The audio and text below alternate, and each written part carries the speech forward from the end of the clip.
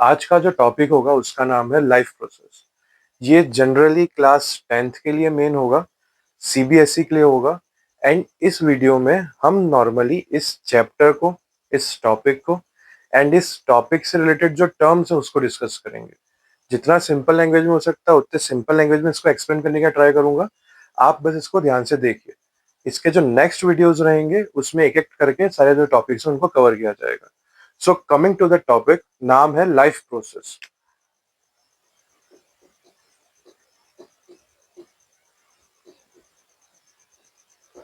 Book की language में life process क्या होता है? तो लाइफ प्रोसेस की जो डेफिनेशन वो होती है कि all the processes which are essential for healthy survival of an organism. इसका मतलब क्या हुआ? वो सारी प्रोसेसेस जो किसी एक ऑर्गेनिज्म के लिए एसेंशियल है, जरूरी है सर्वाइवल के लिए, कहाँ पर? नेचर में। इन सारी प्रोसेसेस को क्या बोला जाता है? Life process. अब लाइफ प्रोसेसेस के कुछ एग्जांपल्स हैं, कुछ टाइप है। सबसे पहला जो उसमें आता है उसका नाम है न्यूट्रिशन। दूसरा आता है कंट्रोल एंड कोऑर्डिनेशन।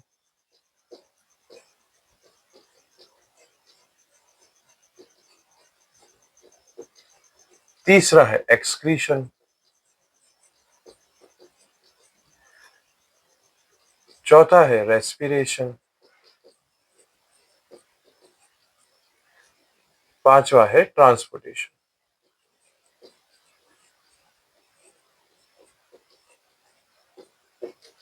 अब बात आती है कि सर इतने सारे नाम तो हैं पर इनका मतलब क्या है, कैसे याद करेंगे, हमको कंफ्यूजन होता है। वैसे तो इजी टर्म्स है, कभी ना कभी आपने कमिंग क्लासेस में पढ़ा ही होगा, बट एक बार कॉमन सेंस के लिए हम इसको डिस्कस कर लेते हैं। पहला आता है न्यूट्रिशन। अगर कोई ऑर्गेनिज्म है तो उसको खाना चाहिए। तो बस वही प्रोसेस जिससे एक ऑर्गेनिज्म खाने को अक्वायर करता है उस प्रोसेस को बोलते हैं न्यूट्रिशन। वो प्रोसेस जिससे कोई ऑर्गेनिज्म खाने को अक्वायर करता है हम उसको क्या बोलते हैं? उसको बोलते हैं न्यूट्रिशन। दूसरा आता है control and coordination. Control and coordination का मतलब क्या होता है? कंट्रोल एंड कोऑर्डिनेशन का मतलब होता है कि किस तरीके से सारे प्रोसेसेस को साथ में किया जाए। बेसिकली अगर हम बात करें, अगर जैसे क्रिकेट टीम का एग्जांपल या कोई भी स्पोर्ट्स टीम का एग्जांपल लें, तो उसमें अगर जो टीम है, इंडिविजुअल सारे प्लेयर्स अच्छे से परफॉर्म करेंगे तो शायद तक इतना अच्छा परफॉर्म ना कर पाए, टीम ना जीत पाए। बट अगर सारे जितने भी प्लेयर्स है सब साथ में काम करेंगे, एक दूसरे के साथ कोऑर्डिनेट करके काम करेंगे तो वो जीतेंगे। तो बस ये कंट्रोल एंड कोऑर्डिनेशन वो वाला पार्ट है कि आपके बॉडी के जितने भी फंक्शन है सब साथ में काम करें, एक दूसरे को सपोर्ट करते हुए काम करें, कोऑर्डिनेट में काम करते हुए। तीसरा प्रोसेस है एक्सक्रीशन। आप जो भी न्यूट्रिशन लेंगे या जो भी प्रोसेसेस करेंगे उसमें कोई ना कोई वेस्ट मटेरियल होगा या टॉक्सिन्स प्रोड्यूस होंगे। इन वेस्ट को, इन टॉक्सिन्स को बॉडी से रिमूव करना पड़ेगा। तो ऑर्गेनिज्म जिस प्रोसेस से वेस्ट को, टॉक्सिन्स को बॉडी से रिमूव करते हैं उस प्रोसेस को बोलते हैं एक्सक्रीशन। अब आता है रेस्पिरेशन। ये थोड़ा सा कंफ्यूजिंग टर्म है। जनरली लोगों को लगता है रेस्पिरेशन मतलब सांस लेना, वो ब्रीदिंग है। रेस्पिरेशन का मतलब क्या होता है? तो रेस्पिरेशन का मतलब होता है जो भी आपने खाना खाया है, जो भी आपके न्यूट्रिएंट है, उससे एनर्जी बनाना। सिंपल लैंग्वेज में ह्यूमंस की बात करें तो जो ग्लूकोज को तोड़ के जो एनर्जी बनती है, तो ग्लूकोज से एनर्जी बनाने की प्रोसेस को हम रेस्पिरेशन बोलते हैं। एंड लास्ट में आता है ट्रांसपोर्टेशन। अब ट्रांसपोर्टेशन का मतलब क्या हुआ? आपकी बॉडी में बिलियंस ऑफ सेल्स हैं। हर सेल के पास न्यूट्रिएंट जाना चाहिए, ऑक्सीजन जाना चाहिए, उसमें से वेस्ट रिमूव होना चाहिए। ये सारे प्रोसेस को करने के लिए वहां तक कोई चीज जानी चाहिए, वहां से कोई चीज रिमूव करने के लिए होनी चाहिए। और इन सब में न्यूट्रिएंट्स का, वाटर का, वेस्ट का, इन सब का ट्रांसपोर्टेशन होता है। उनको एक जगह दूसरी जगह जाना पड़ता है। तो वो सिस्टम, वो प्रोसेसेस जिससे ये सारी चीजें होती हैं, न्यूट्रिएंट, वाटर, ये सब ऑर्गेनिज्म में मूव करता है, ट्रांसपोर्ट करता है, उस प्रोसेसेस को बोलते हैं ट्रांसपोर्टेशन। तो एक बार नॉर्मल बात कर लें, वापस एक बार क्विक रिवाइज कर लेते हैं।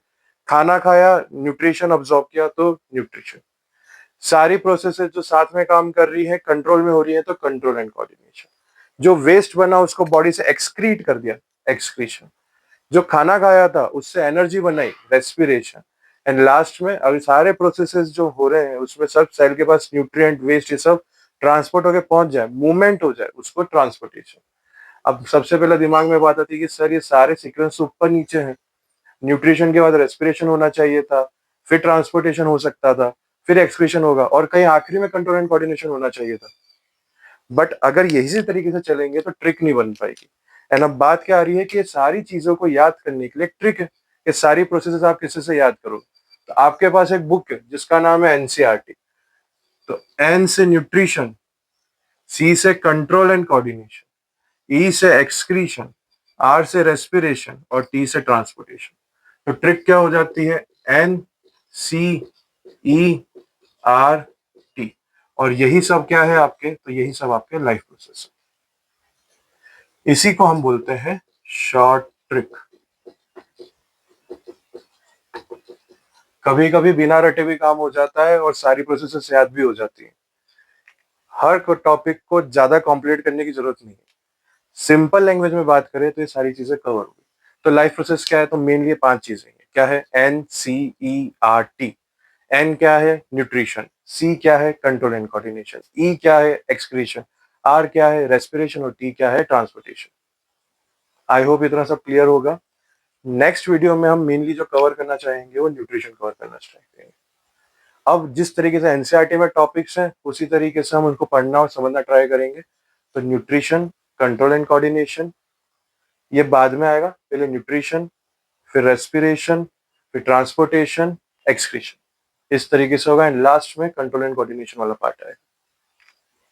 एक बार वीडियो एंड होने से पहले वापस एक बार रिवाइज कर लेते हैं तो थोड़ा इजी हो जाए। तो क्या वाला पार्ट है, अगर आप न्यूट्रिएंट को एब्जॉर्ब कर रहे हो, ऑब्टेन कर रहे हो, तो न्यूट्रिशन। अगर आप उसी से एनर्जी बना रहे हो तो रेस्पिरेशन। तो रेस्पिरेशन करने के लिए, एनर्जी बनाने के ट्रांसपोर्टेशन जरूरी है, तो ट्रांसपोर्टेशन। वेस्ट बनेगा, रिमूव करना पड़ेगा, एक्सक्रीशन। और ये सारे प्रोसेसेस साथ में काम करे उसके लिए उनको कंट्रोल एंड कोऑर्डिनेट करवाना पड़ेगा, तो control and coordination. I hope आपको समझ में आया। नेक्स्ट वीडियो में हम न्यूट्रिशन को कवर करेंगे। Stay tune. Thank you.